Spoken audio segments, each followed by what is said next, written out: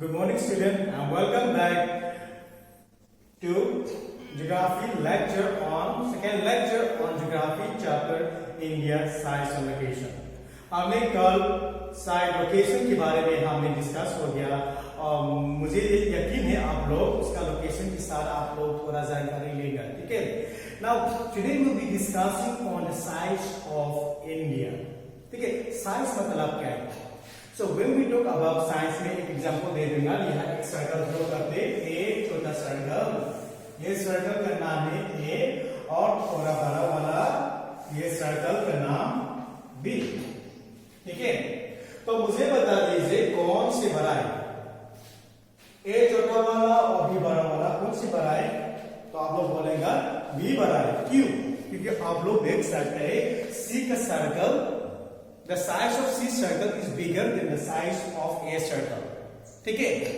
मतलब size, when we talk about size, सीधी simple सी बात में छोटा या बड़ा, ठीक है ना। हमारा टॉपिक का नाम है साइज ऑफ इंडिया, उसके मतलब हमारा देश कितना बड़ा है कितना छोटा है, कहा उसका ये सब, उसका बाउंड्री ये सब, ये साइज ऑफ इंडिया के अंदर आ जाएगा, समझ गए। एंड मैंने पहले यहाँ इंडिया मैप ड्रॉ कर दिया ताकि हमारा टाइम ज्यादा सेव हो सकता है, ठीक है।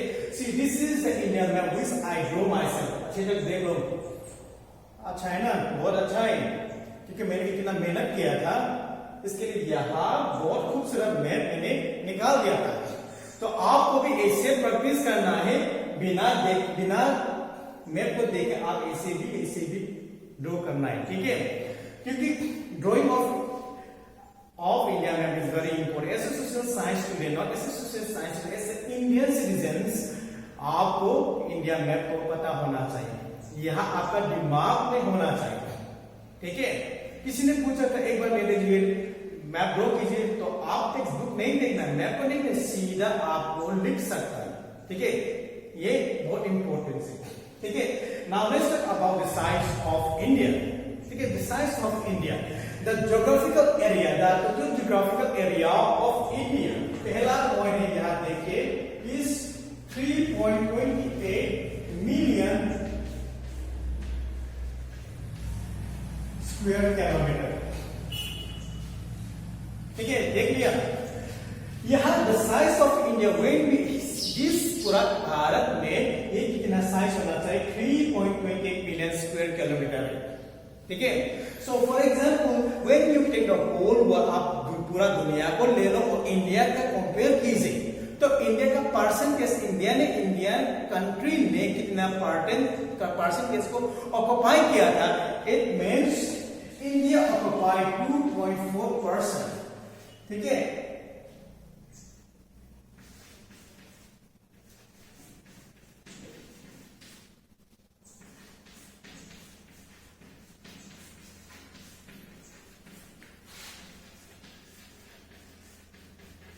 Geographical area of the world, ठीक है।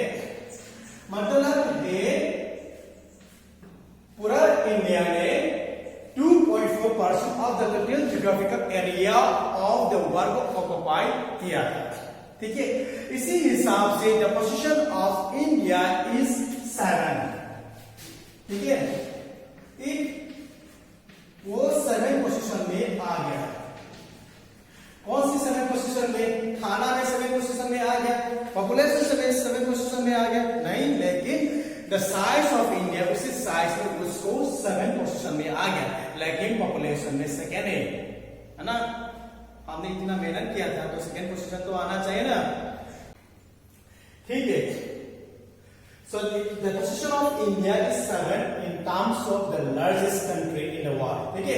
उसका मतलब है इंडिया का ऊपर 6 कंट्री था, वो आपको थोड़ा ढूंढना और मुझे बताना वो कौन सा देश है, ठीक है, समझ गया।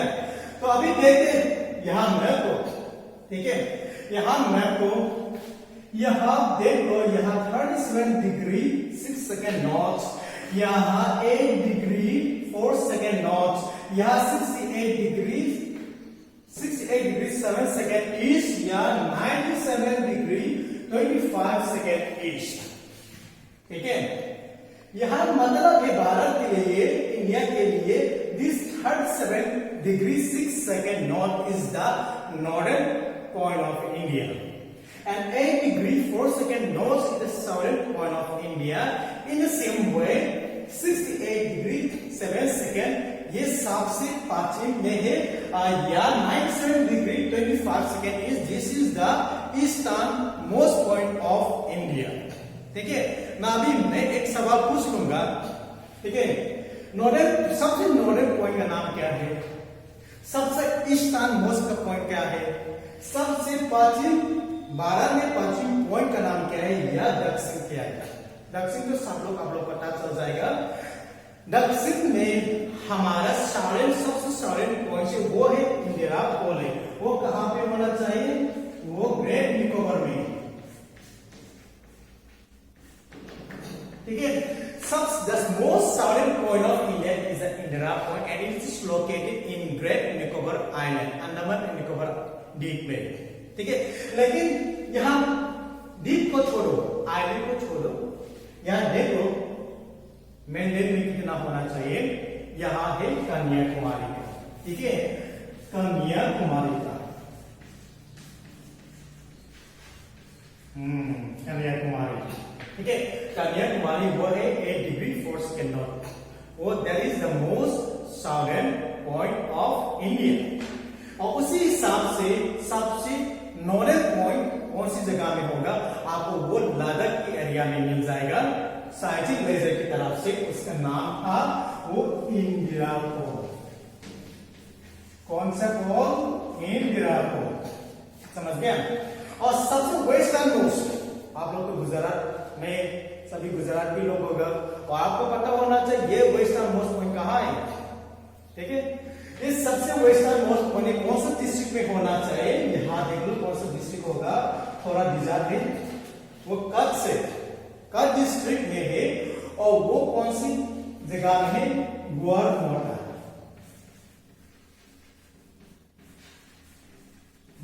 ग्वारमोटा, ये नाम याद करना मुश्किल होता तो ग्वार का सब्जी का नाम ले लो तो आ जाएगा। ठीक है, सो ग्वारमोटा is the western most point of India. ठीक है, इस तरह देख लो। तो अभी देखते ईस्टर्न मोस्ट पॉइंट, सबसे ईस्टर्न मोस्ट पॉइंट आप लोग को पता है वो अरुणाचल प्रदेश है ना। तो अरुणाचल प्रदेश में कौन से जिला में होना चाहिए, उसका जिला का नाम है आंजो डिस्ट्रिक्ट। कौन सा डिस्ट्रिक्ट, आंजो।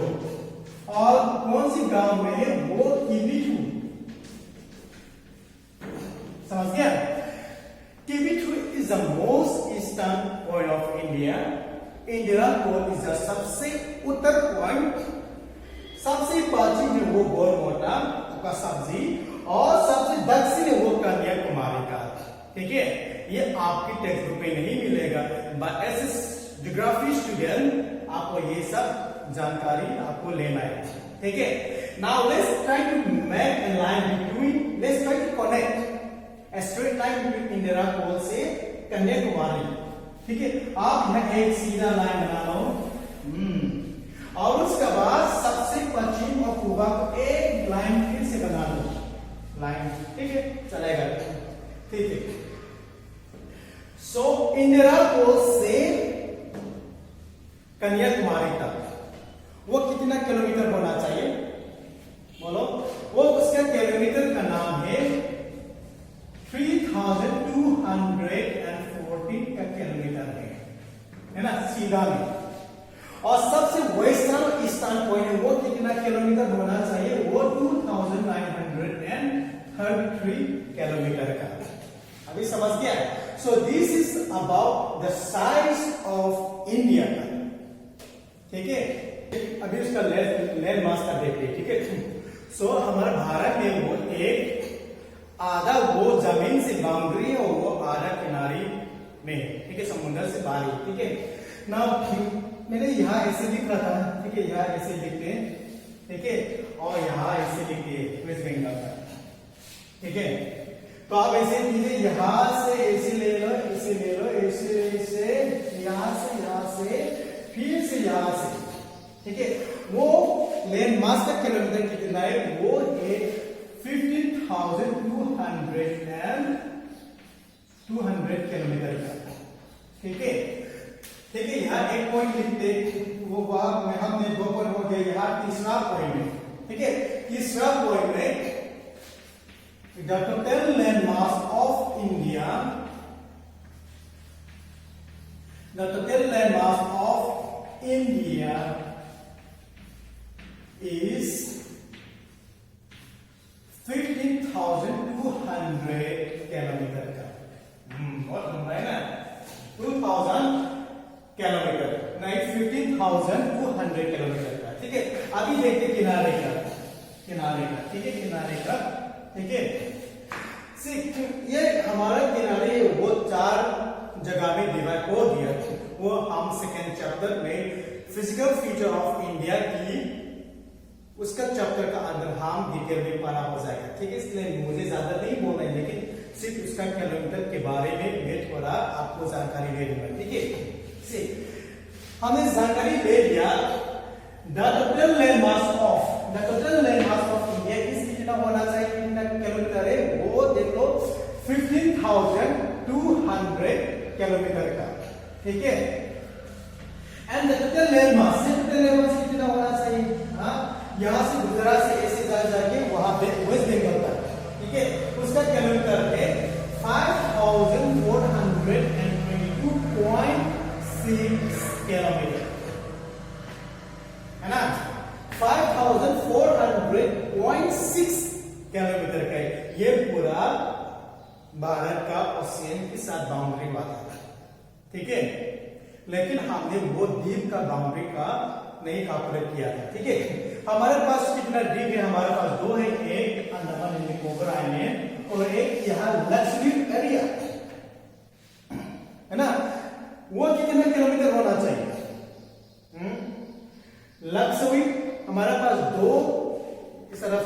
ठीक है, इस तरफ देखो, हमारे पास 2 द्वीप है, एक अंडमान और निकोबार आइलैंड और एक लक्षद्वीप है, वो है 2094 किलोमीटर।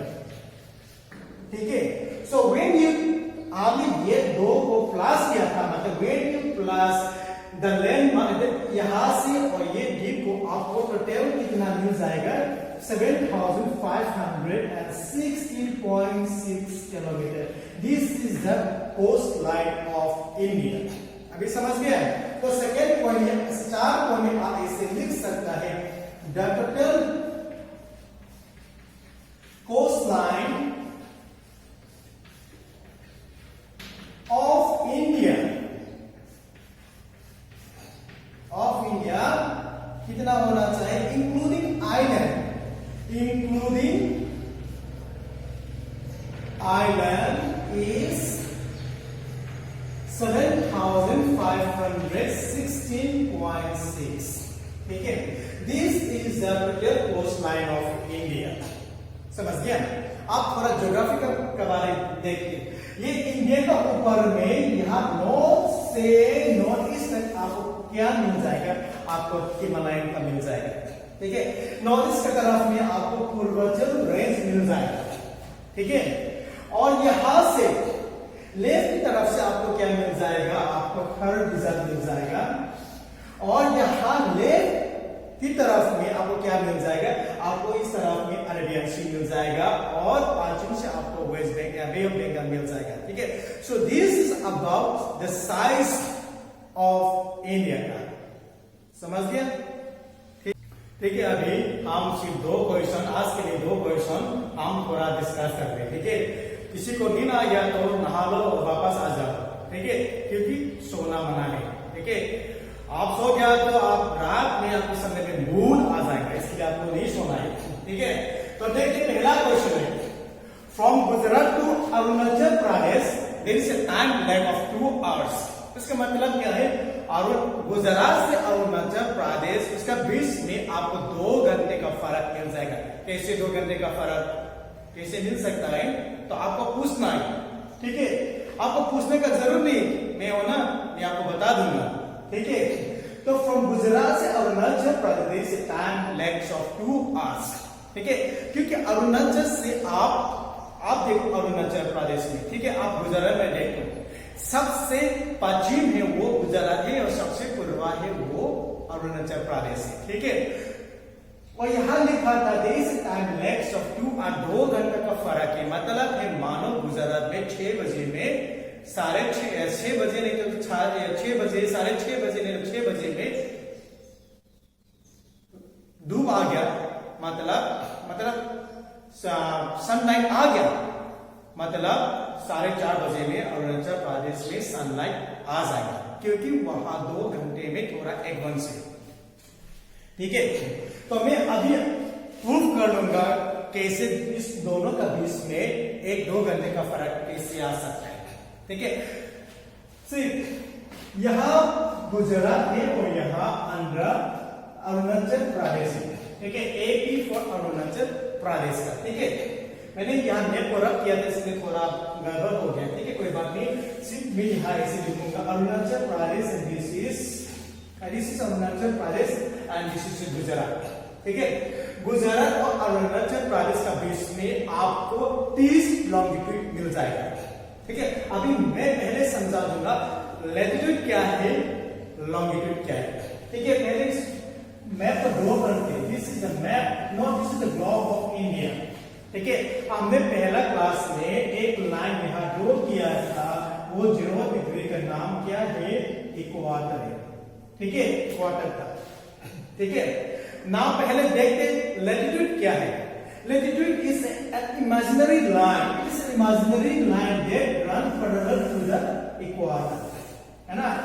वो लैटिट्यूड मतलब है it is an imaginary line that run parallel around the इक्वाटर।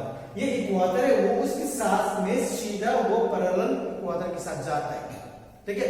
तो मैंने क्यों बोला था इमेजिनरी लाइन, इमेजिनरी लाइन मतलब आपने सिर्फ इमेजिन किया था, लैटिट्यूड आपको नहीं दिख सकता है, आप नहीं बोल सकते बच्चों को हाथ देख लो आपको लैटिट्यूड लाइन मिलेगा, आपको कहाँ मिलेगा ना, आपको नहीं मिलेगा, आपको लॉन्गिट्यूड नहीं दिख सकता है, हाँ।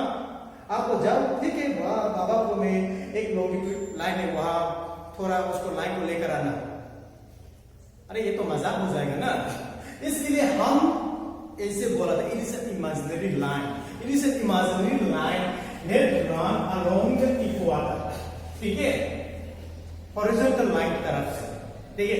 Now what is a latitude, ये नॉर्थ पोल है और ये साउथ पोल है, ठीक है। This longitude is an imaginary line, ये run from north pole to south pole, ये वर्टिकल में वो लाइन आया था that is known as the longitude, and then the vertical वाला वो parallel to the equator, that is the latitude, ठीक है, समझ गया। आप समझ गया तो आज आप देखिए अरुणाचल और गुजरात में कैसे 2 घंटे का फर्क होता है, ठीक है। अरुणाचल से गुजरात से आपका टेक्स्ट बुक देख लो, इसका बीच में आपको कितना लॉन्गिट्यूड मिल जाएगा, आपको 30 लॉन्गिट्यूड मिल जाएगा, ठीक है। There are 30, ठीक है, there are 30 longitudes, there are 30 longitude between Gujarat to Arunachal Pradesh, ठीक है। तो आपको एक लॉन्गिट्यूड से एक लॉन्गिट्यूड को पहुंचने के लिए आपको कितना टाइम चाहिए, आपको 4 मिनट चाहिए, समझ गया। आपको एक लॉन्गिट्यूड से एक लॉन्गिट्यूड को पहुंचने के लिए आपको 4 मिनट चाहिए। तो अरुणाचल प्रदेश में गुजरात कितना लॉन्गिट्यूड है, आपको 30 लॉन्गिट्यूड है, ठीक है, 30 लॉन्गिट्यूड है। एक लॉन्गिट्यूड को पहुंचने के लिए कितना मिनट से, 4 मिनट से, तो 30 into 4 को मल्टीप्लाई कीजिए, आपको 120 मिनट मिल जाएगा, और वो 120 मिनट आपको घंटे में कन्वर्ट कीजिए, आपको 2 आवर्स मिल जाएगा, ठीक है। So this is the reason why there is a lapse of 2 hours between Arunachal Pradesh to Gujarat, क्योंकि उसका बीच में 30 लॉन्गिट्यूड है, एक लॉन्गिट्यूड से एक लॉन्गिट्यूड को पहुंचने के लिए 4 मिनट लगता है, और 30 लॉन्गिट्यूड को पहुंचने के लिए आपको 2 घंटे हो जाएगा। इसके कारण की वजह से हम उसका जवाब हम दे सकता है क्योंकि from Gujarat to Arunachal Pradesh it's time lags of 2 hours because from Gujarat to Arunachal Pradesh there is a 30 longitudinal and to pass from one longitude to another longitude it takes 4 minutes and to pass 30 minutes it takes कितना minutes होना चाहिए 120 minutes और 120 minutes 2 hours ठीक है ठीक है मैं एक क्लियर कर दूंगा यहां it takes 4 minutes to go from one longitude to another longitude यहां x मतलब रास्तिका नहीं है लेकिन वो सन है समझ गया The sun takes exactly 4 minutes to pass from one longitude to another longitude and वो सन वो अरुणाचल प्रदेश में 4:30 बजे में वो निकल गया तो गुजरात का पहुंचेगा 2 घंटे का बाद 6:30 AM में गुजरात में आपको धूप दिखाएगा ठीक है अभी देखते सेकंड क्वेश्चन का ठीक है सेकंड क्वेश्चन में क्या लिखा था y 82 degree 30 second east has been selected as standard meridian of India है ना 82 degree 30 second east को क्यों स्टैंडर्ड मेरिडियन ऑफ इंडिया के लिए बन गया ठीक है ये 82 डिग्री 30 सेकेंड है वो इलाहाबाद मिर्जापुर में पास हुआ था ठीक है यहां मानो ये मिर्जापुर मिर्जापुर साइड इसका नाम भी एक मूवीज बना था देख लो बहुत मजा आएगा आ जाएगा ठीक है तो ये मिर्जापुर सुनने का बाद आपको क्या मिल जाएगा स्टैंडर्ड मेरिडियन ऑफ इंडिया ठीक है तो यहां मिर्जापुर में एक लॉन्गिट्यूड पास हुआ था उसका नाम है 23 डिग्री 82